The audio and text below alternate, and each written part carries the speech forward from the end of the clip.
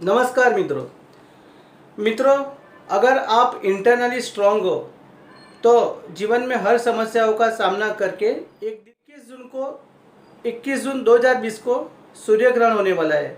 यह सूर्य ग्रहण समग्र भारत में दिखाई देगा और भी कई देशों में यह सूर्य ग्रहण दिखाई देगा। इस सूर्य ग्रहण को लेकर हमारे देश में कहीं चर्चा हो रही है। कुछ लोग बोल रहे हैं कि यह सूर्य ग्रहण भारत के लिए नेगेटिव इम्पैक्ट लेकर आएगा और कुछ लोगों का मानना है कि यह सूर्य ग्रहण पॉजिटिव असर देगा।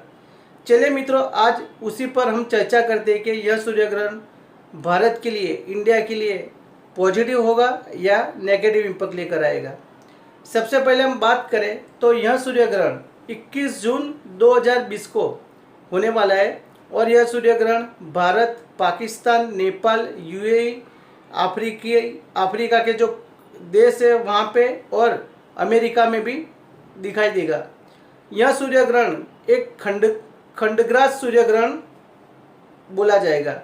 यह सूर्य ग्रहण सुबह 9:53 से लेकर दोपहर के 1:48 तक चलेगा और यह सूर्य ग्रहण मृगशिरा नक्षत्र में होगा।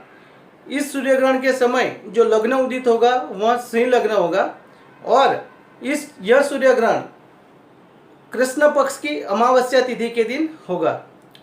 सबसे पहले हम बात करें कि भारत की जो कुंडली है, यानी हमारा भारत 15 अगस्त 1947 को आज़ाद हुआ।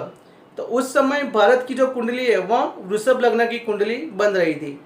तो भारत के लिए, इंडिया के लिए यह सूर्य ग्रहण द्वितीय हाउस में यानी सेकंड हाउस में होगा और यह सूर्य ग्रहण के समय 5 ग्रह वक्री होंगे, यानी कि सूर्य, बुध, चंद्र, राहु और मंगल, ये 5 ग्रह वक्री होंगे और यह सूर्य ग्रहण करीब 4 आवर्स यानी 4 आवर्स यानी 4 घंटे तक चलेगा।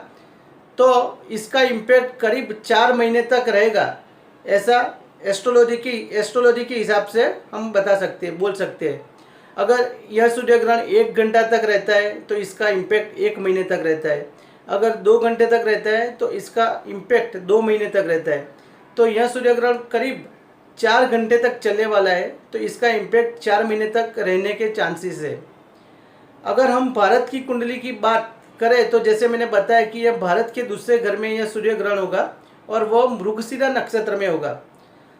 मृगशिरा नक्षत्र मंगल देव का नक्षत्र है और इस सूर्य ग्रहण के समय बुध देव यानी मर्क्यूरी मैक्सिमम डिग्री पर होंगे और राहु देव बुध देव का जो प्रभाव है, बुध देव की जो ताकत है उसको ग्रस्त करेंगे, वो ताकत को छीन लेंगे और सबसे ताकतवर बन जाएंगे और वह सूर्यदेव को ग्रस्त करेंगे। अभी हम सब जानते हैं कि एस्ट्रोलॉजी में सूर्य को राजा बोला गया है और मंगल देव जो है उनको सेनापति माना गया है। तो यह मंगल के नक्षत्र में सूर्य ग्रहण होने वाला है। तो मंगल अपनी चौथी दृष्टि से जहाँ पे सूर्य ग्रहण होगा मिथुन राशि में, वहाँ पे दृष्टि कर रहा है। तो मंगल सूर्य को राहु से छुड़वाने का काम करेगा और राहु के दुष्प्रभाव को कम करने का काम करेगा। यहाँ पे हम देख सकते हैं कि उस समय जो लग्न उदित होगा वह सिंह लग्न उदित होगा और जिसका नक्षत्र मघा नक्षत्र है और यह लग्न के समय 11वें स्थान में यह सिंह लग्न उदित होगा और 11वें स्थान में सूर्य ग्रहण बनेगा। तो यह सूर्य ग्रहण कौन कौन सी राशि के लिए पॉजिटिव रहेगा, कौन कौन सी राशि के लिए नेगेटिव रहेगा, उस पर भी हम चर्चा करेंगे। सबसे पहले हम बात करें भारत के लिए, तो भारत के लिए यह सूर्य ग्रहण एक पॉजिटिव असर लेकर आ सकता है। अभी हम सब जानते हैं कि कोविड-19 यानी कोरोना वायरस से इंडिया में काफ़ी परेशानियां हम झेल रहे हैं। हर रोज़ हमें कोरोना वायरस के केसेस बढ़ रहे वह सुनने को मिलता है। हमारी अर्थव्यवस्था, भारत देश की अर्थव्यवस्था काफ़ी हद तक कमज़ोर हो गई है। बेरोजगारी काफ़ी हद तक बढ़ गई है। आर्थिक परेशानियों हम झेल रहे हैं और देश को कई विपत्तियों का सामना कर रहे हैं। तो यह सूर्य ग्रहण के कारण यानी आने वाले 4 महीने में हो सकता है कि कोरोना वायरस से हमें काफ़ी हद तक छुटकारा मिले। जो भी हमारी अर्थव्यवस्था जो डैमेज हो गई है, जो कमज़ोर हो गई है, वह काफ़ी हद तक पटरी पर आ सकती है। जो भी बेरोजगारी, गरीबी बढ़ रही है, उसमें काफ़ी हद तक उसको अंकुश लाने में हमें सफलता मिल सकती है। तो यह सूर्य ग्रहण भारत के लिए, इंडिया के लिए एक पॉजिटिव असर लेकर आ सकता है। अगर हम चीन की बात करें तो चीन की कुंडली में यह सूर्य ग्रहण 12वें स्थान में बन रहा है, जो कि चीन को बहुत ही नुकसान होने के चांसेस बता रहा है। चीन आर्थिक परेशानियों का सामना कर सकता है। अमेरिका और बाकी चीन के जो शत्रु देश है वह सब इकट्ठे होकर आने वाले समय में चीन पर अटैक करे, उसकी पूरी संभावना हमें दिख रही है। और अगर हम ग्लोबली बात करें तो यह आने वाले 4 महीने में यानी 21 जून के बाद जो 4 महीने आएंगे उसमें हो सकता है कि कई देशों में अर्थक्वेक की पॉसिबिलिटी बढ़ जाए, हिमवर्षा, भारी हिम वर्षा हो सकती है। कई देशों में आतंकवादी अटैक, टेररिस्ट अटैक हो सकते हैं। तो कुछ ना कुछ आपत्तियों का विश्व को सामना करना पड़ सकता है। तो विश्व के लिए बात करें तो यह सूर्य ग्रहण कुछ ना कुछ नेगेटिव इम्पैक्ट जरूर लाएगा। अगर हम बात करें कि कुंडली में जो हॉरोस्कोप में जो 12 राशि है, यानी कि ज्योतिष शास्त्र में जो 12 राशि है, मेष से लेकर मीन राशि तक, उस पर यह सूर्य ग्रहण का क्या प्रभाव रहेगा। तो जैसे मैंने बताया कि यह सूर्य ग्रहण मिथुन राशि में बन रहा है, तो मिथुन राशि के लिए यह सूर्य ग्रहण अवश्य परेशानियां लेकर आएगा। मिथुन राशि वाले जातकों को शारीरिक तकलीफ, मानसिक तकलीफ अवश्य हो सकती है। अभी हम बात करेंगे कौन कौन सी राशि के लिए यह सूर्य ग्रहण अच्छा है। तो मेष राशि के लिए, क्योंकि मेष राशि से यह सूर्य ग्रहण तीसरी राशि में हो रहा है और तीसरी राशि में ज़्यादातर पापी ग्रह विराजमान है। तो यानी राहु सबसे बड़ा पापी ग्रह है और तीसरे स्थान में यह सूर्य ग्रहण मेष राशि वाले जातकों को अच्छा परिणाम दे सकता है। उसके बाद सिंह राशि, तो सिंह राशि के लिए यह सूर्य ग्रहण के समय सिंह लग्न उदित होता है, तो सिंह राशि से भी यह सूर्य ग्रहण तीसरे स्थान में होगा। तो सिंह राशि वाले जातकों को पॉजिटिव रिजल्ट यह सूर्य ग्रहण के कारण मिल सकते हैं। सेम उसी तरह मकर राशि जो कि 6ठे नंबर पर है सूर्य ग्रहण से, और मीन राशि जो कि सूर्य ग्रहण से 8वें स्थान पर है, इन दोनों राशि वाले जातकों को भी इस सूर्य ग्रहण से अवश्य कुछ ना कुछ लाभ मिल सकता है। अगर हम बात करें वृषभ राशि के लिए, तो वृषभ राशि से दूसरे स्थान पर यह सूर्य ग्रहण बन रहा है और दूसरा स्थान कुटुंब स्थान, धन स्थान और वाणी स्थान है। तो वृषभ राशि वाले जातकों को अपनी वाणी पर कंट्रोल रखना पड़ेगा। अगर वृषभ वाले राशि वाले जातक अपनी वाणी पर कंट्रोल नहीं रखते तो उसको अवश्य नेगेटिव परिणाम भुगतना पड़ सकता है। कुटुंब में कुछ ना कुछ हानि अवश्य हो सकती है, कुछ ना कुछ परेशानियों का सामना करना पड़ सकता है। अगर धन स्थान में पॉजिटिव प्लैनेट नहीं है, नेगेटिव प्लैनेट है, तो वृषभ राशि वाले जातकों को धन संबंधित खर्चे बढ़ सकते हैं और कुछ ना कुछ हानि होने के पूरे चांसेस है। अगर वृषभ राशि वाले जातक चतुर जातक है और कुंडली में बलवान ग्रह बन रहे, यानी दूसरे स्थान पर कोई नेगेटिव प्लैनेट नहीं है और अच्छी कंडीशन महादशा अंतरदशा में से पास हो रहा है, तो यह सूर्य ग्रहण इतना नेगेटिव इम्पैक्ट नहीं देगा। और एक पॉजिटिव बात यह है कि वृषभ राशि वाले जातकों को जब भी यह सूर्य ग्रहण बनेगा तब शुक्र उनकी खुद की राशि में यानी वृषभ राशि में विराजमान है, जो एक मालवीय योग बनाता है। तो जो भी ट्रांसपोर्ट से जुड़े हुए जातक है, जो ज्वेलरी से जुड़े हुए जातक है, जो भी कपड़े से जुड़े हुए जातक है, सोलर एनर्जी से जुड़े हुए जातक है, और भी जो भी फिल्म इंडस्ट्री से, मीडिया से जुड़े हुए जातक है, उनको कुछ ना कुछ धन के मामले में बेनिफिट अवश्य हो सकता है। मित्रों, अगर हम बात करें तुला राशि की, तो तुला राशि के लिए भी यह सूर्य ग्रहण, तुला राशि सूर्य ग्रहण से पंचम स्थान पर आ रही है तो इनके लिए यह सूर्य ग्रहण मिडल यानी मीडियम लेवल का होगा, यानी इतना फायदा नहीं करेगा और इतना नुकसान भी नहीं करेगा। सेम ऐसे धन राशि से यह सूर्य ग्रहण सप्तम स्थान में होगा, तो पति पत्नी में झगड़े ना हो उसका जातक को ख्याल रखना पड़ेगा। हो सकता है यह सूर्य ग्रहण उनके लिए भी मीडियम लेवल का हो सकता है, यानी इतना नेगेटिव इम्पैक्ट भी नहीं देगा और इतना पॉजिटिव रिजल्ट भी नहीं देगा। इस सूर्य ग्रहण में जैसे मैंने बताया आपको, मिथुन राशि वाले जातक को बहुत ही संभल कर रहने की आवश्यकता है। कर्क राशि वाले जातक, क्योंकि कर्क राशि से यह सूर्य ग्रहण 12वें स्थान में पड़ रहा है, तो इनके लिए भी यह सूर्य ग्रहण नेगेटिव इम्पैक्ट लेकर आ सकता है।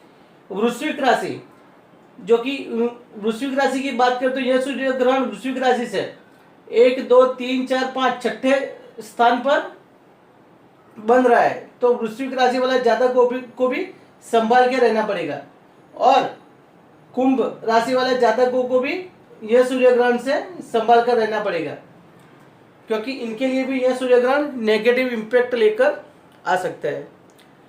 तो मित्रों, यह बात की हमने कि यह सूर्य ग्रहण किसके लिए फायदा पॉजिटिव रिजल्ट लाएगा और किन राशि वाले जातकों को नेगेटिव इम्पैक्ट देगा। अगर व्यक्तिगत जातक जो है उनको यह सूर्य ग्रहण पॉजिटिव रिजल्ट देगा कि नेगेटिव इम्पैक्ट देगा, उस पर अगर हमें चर्चा करनी है तो हमें देखना पड़ेगा कि जातक की कुंडली में सेकंड हाउस में कौन से ग्रह विराजमान है। बुध, राहु और सूर्य की कंडीशन देखनी पड़ेगी। अगर वह 3 प्लैनेट अच्छी कंडीशन में हैं तो यह सूर्य ग्रहण इतना नेगेटिव इम्पैक्ट नहीं देगा, हो सकता है पॉजिटिव इम्पैक्ट भी दे। अगर राहु की अंतर्दशा या महादशा नहीं चल रही, सूर्य की महादशा अंतर्दशा नहीं चल रही है, तो अभी यह सूर्य ग्रहण जातक को नेगेटिव इम्पैक्ट नहीं देगा। अगर जातक की कुंडली में गुरु की महादशा चल रही है और चंद्र की अंतर्दशा या महादशा चल रही है, तो हो सकता है कि नेगेटिव इम्पैक्ट ना दे। तो हमें जातक की कुंडली का पूरा विश्लेषण करके हम जातक को बता सकते हैं कि यह सूर्य ग्रहण पॉजिटिव इम्पैक्ट देगा या नेगेटिव इम्पैक्ट देगा। तो मित्रों, यह बात हुई कि कुंडली में यह सूर्य ग्रहण जातक को पॉजिटिव रिजल्ट देगा या नेगेटिव इम्पैक्ट देगा। अभी हम बात करेंगे कि सूर्य ग्रहण की जो भी मान्यता है उसके हिसाब से भारत में जो भी धार्मिक जो हमारी मान्यता है, सूर्य ग्रहण के हिसाब से भारत में जो धार्मिक मान्यता है, तो उसमें हमें कौन कौन सी बात का ख्याल रखना है। तो सबसे पहले मित्रों, जो हमारे बुजुर्ग है, जो स्त्रियां है, छोटे बच्चे हैं, उनको छोड़कर यानी गर्भवती लेडीज़, प्रेग्नेंट लेडीज़, बुजुर्ग और छोटे बच्चों को छोड़कर सभी लोगों को यह बात का ध्यान रखना है कि सूर्य ग्रहण के समय हमें सोना नहीं है।